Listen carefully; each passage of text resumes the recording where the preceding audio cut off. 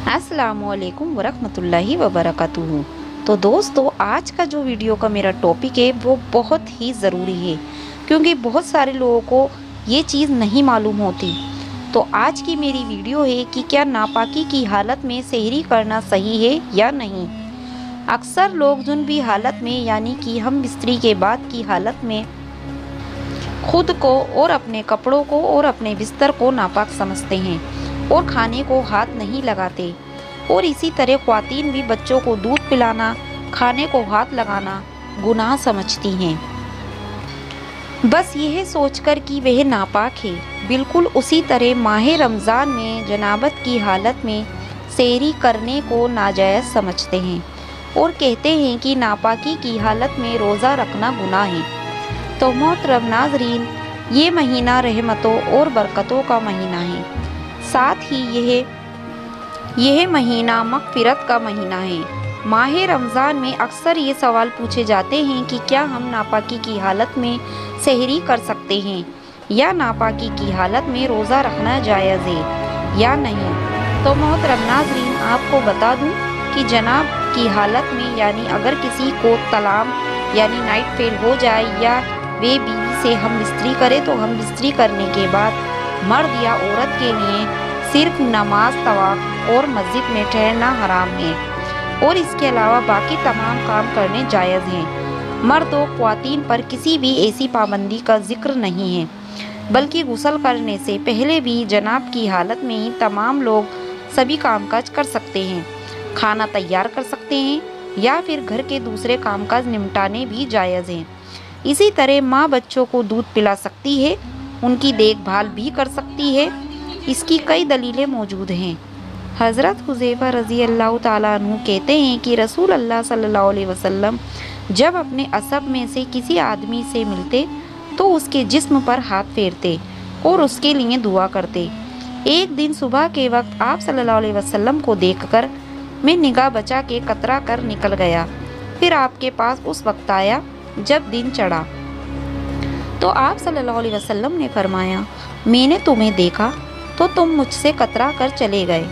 तो उन्होंने अर्ज़ किया, मैं जनबी था, मुझे अंदेशा हुआ कि कहीं आप मुझ पर हाथ ना फेरें। तो रसूल अल्लाह सल्लल्लाहु अलैहि वसल्लम ने फरमाया, मोमिन नापाक नहीं होता।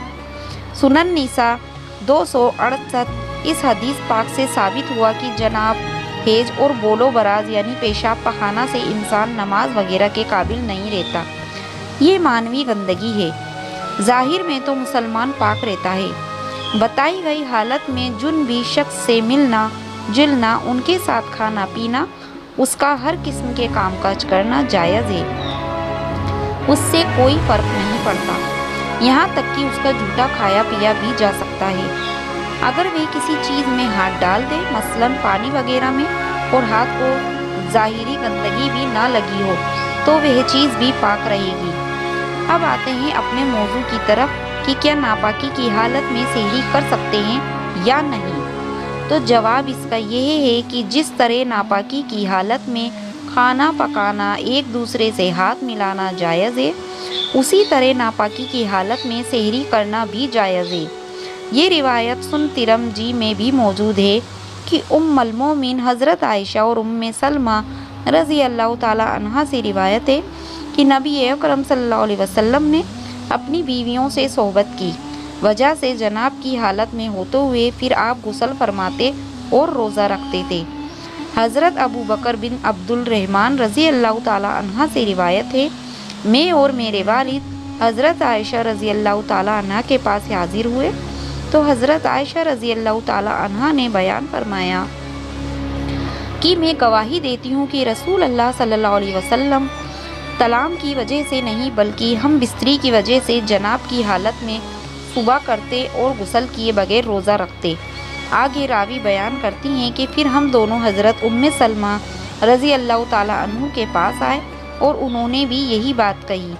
सही बुखारी 1931। लिहाजा मालूम हुआ कि अगर किसी शख्स पर गुस्ल वाजिब हो तो वे सुबह सादिक से पहले गुस्ल ना कर सका और सेहरी करके या बगैर सेहरी की नियत किए रोज़ा रख लिया तो उसका रोज़ा दुरुस्त होगा। नापाक होने की वजह से रोज़े पर कोई फ़र्क नहीं पड़ता। البتہ جلد سے جلد غسل کر لینا چاہیے۔ غسل میں اتنی تاخیر کرنا کہ فجر کی نماز قضا ہو جائے گناہ کا باعث ہے۔ ہم بستری کے بعد افضل یہی ہے کہ آدمی جلدی غسل کر کے پاک صاف ہو جائے، لیکن اگر نماز کے وقت تک غسل کو ٹال دے تو گنہگار نہیں ہوگا۔ البتہ فجر تعطل غسل ٹالنے کی صورت میں اگر ہم بستری کے بعد سونا ہو تو بہتر یہ ہے کہ آدمی استنجا اور وضو کر لے، پھر سو جائے اور پھر جاگ کر غسل کر لے۔ تو چنانچہ مشکات شریف کی روایت میں ہے کہ حضرت عمر فاروق رضی اللہ تعالیٰ عنہ نے سرکار دو عالم صلی اللہ علیہ وسلم سے عرض کیا کہ مجھے رات کو جناب لاحق ہوتی ہے، تو آپ صلی اللہ علیہ وسلم نے فرمایا اسی وقت وضو کر کے سو جایا کرو۔ بس ہر حق میں تو یہ ہے کہ وضو کرنا جنبی شخص کے سونے کے لیے طرح ہے، یعنی اگر جنبی شخص وضو کر کے سویا تو گویا وہ پاک ہو کر سویا۔ چنانچہ حالت جناب میں کھانا پینا پکانا درست ہے۔ بہتر یہ ہے کہ وضو کر کے کھائیں پئیں، اور اگر وضو کے بغیر صرف ہاتھ منہ دھو کر بھی کھا لے تب بھی جائز ہے۔ بچے کو دودھ پلانے کے لیے ماں کا پاک ہونا ضروری نہیں ہے، تو لہٰذا اگر بچہ رو رہا ہو تو عورت ناپاکی کی حالت میں بھی دودھ پلا سکتی ہے، لیکن کوشش یہی کرنی چاہیے کہ جلد سے جلد غسل کر لیا جائے۔ جناب کی حالت میں زیادہ دیر تک نہیں رہنا چاہیے۔ اللہ تعالی ہم سب کو دین کی صحیح سمجھ عطا فرمائے۔ تو دوستو، میں امید کرتی ہوں کہ میری اس ویڈیو سے بہت سے لوگوں کو یہ پتہ چلا ہوگا کہ کیا ناپاکی کی حالت میں ہم لوگ سحری کر سکتے ہیں یا گھر کے کام کاج کر سکتے ہیں۔ تو امید ہے آپ کو میری ویڈیو پسند آئی ہوگی۔ ملیں گے اگلی ویڈیو میں، تب تک کے لیے اللہ حافظ۔